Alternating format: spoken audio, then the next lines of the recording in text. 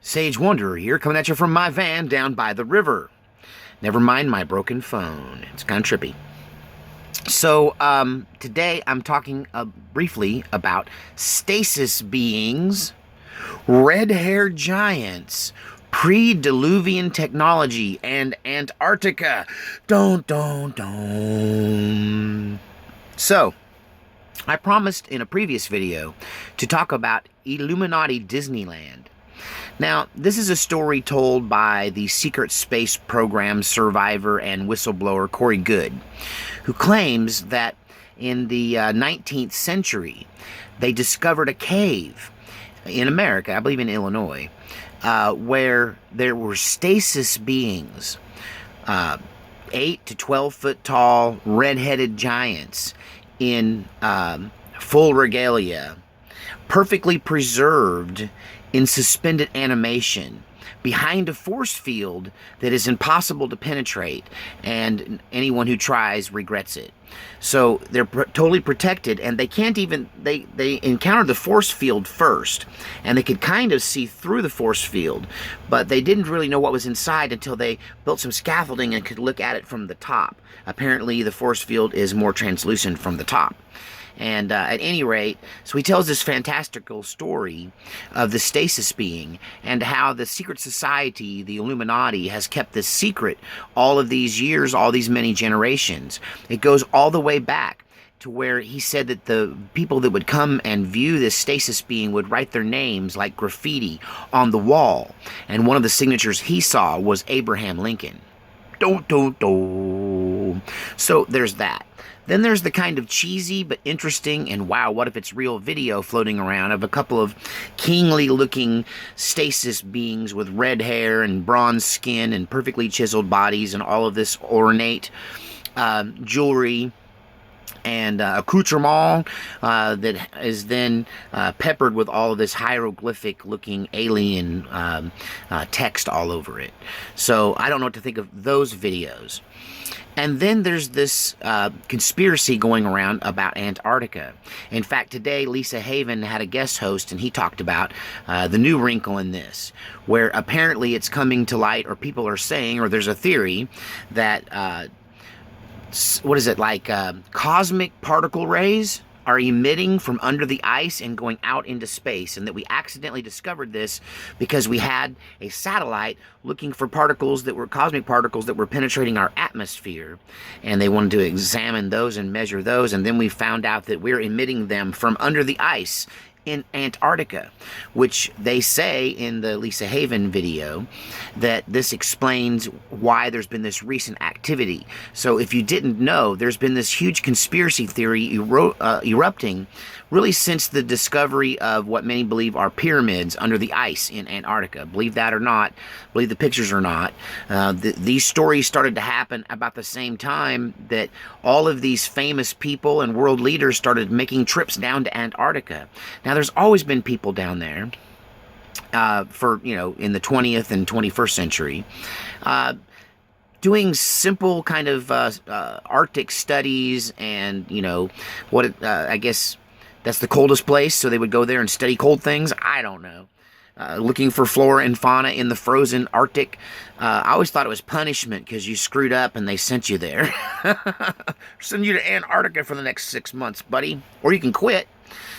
I don't know. People, I guess, willingly go there. But now there's been this rash of world leaders and famous people and stars and millionaires going down there to see something. What have they found? Then there was the pictures that some people have debunked, but it's still out there about that there's structures, buildings that they're discovering as the ice starts to melt and thin. They're being able to see under it, and they're discovering maybe structures, buildings, castles. And then there's the giants. The North America is reported to have giant bones buried all over the place. Native Americans tell stories of red-haired giants that they coexisted with. The people of Patagonia were red-headed giants. They said that these people lived on Easter Island and built the big heads. that turn out to have bodies underneath too. Mandela effect. The heads have bodies. When did that happen? Look it up. But apparently these giant statues were created by these red-headed Patagonian and Easter Island giants. North American Native Americans claim to have coexisted and even fought and killed many of the giant red-headed giants.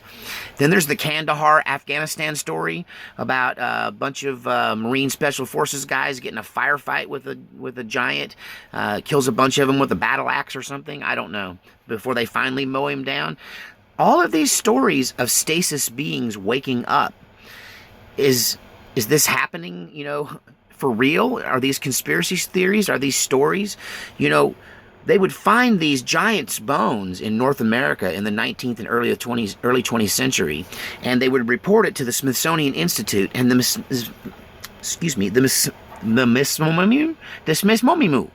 Smithsonian would send somebody out and collect the bones, and then they just disappeared. This is many of these unanswered questions. You can look for yourself and see these news articles from the 19th and 20th centuries of them discovering these giants' bones, and it's a big deal. Abraham Lincoln himself said something strange, but not so strange if you think about his signature on the wall with the stasis beings. He said, "The eyes of that species of extinct giants whose bones fill the mounds of America have gazed on Niagara as ours do now." He was looking at Niagara Falls, saying that ancient giants who are now buried in these mounds, the mound people of North America, also looked at the Niagara Falls. It was very interesting. That was in 1848. He said that. So the question is, were there giants in the old days? We talked about that. Why did the fallen angels cut down all the trees? Was kind of a giant story. And then there's the Anunnaki. Purportedly, according to ancient Sumerian legend, were these giant gods who came down and took the human beings that were here and gave them a shot of their own DNA to elevate them to the proper intelligence that they needed to force them to mine the gold. And that they had these slaves that mined the gold, and that's who we all are. We're descendant of the Anunnaki slaves they created to mine all of this gold. And maybe they're the giants. Or then there's the Nephilim. Are they the giants? You know, the sons of God, the fallen angels, looked down upon the daughters of men and found them beautiful, and the offspring thereof were men of renown or giants, depending on the translation. So, was there once upon a time a race of giants that occupied the earth? Was the flood for the purpose of destroying them, and then did somehow they survive until fairly modern times? And the particles emanating from under the ice, is that some high-tech weapon or evidence of some kind of ancient warfare or weapon used against the Earth?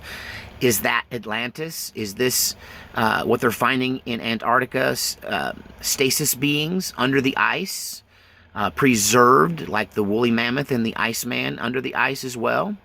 I guess you'll probably never know, since you know, if they weren't conspiracies, they'd just be the truth and they'd tell everybody what's going on, and I don't expect to ever find out. But it is interesting to ponder what all those people are going down to Antarctica to see. Is it the new Illuminati Disneyland in Antarctica? Are they going to tell us what they found under there? Is this the beginning of the return of the giants? Are they waking these things up? Is it like Jurassic Park, but with giants? Don't, Jurassic Park, but with red-headed giants? It could be. The Bible does say that in the end of times, just as the days of Noah, so shall the coming of the Son of Man be. So the second coming is going to look a lot like when Noah was here. And when Noah was here, I guess there were giants, maybe dinosaurs. It's making me think Jurassic Park was a documentary. Don't. Tell me what you think in the comment section.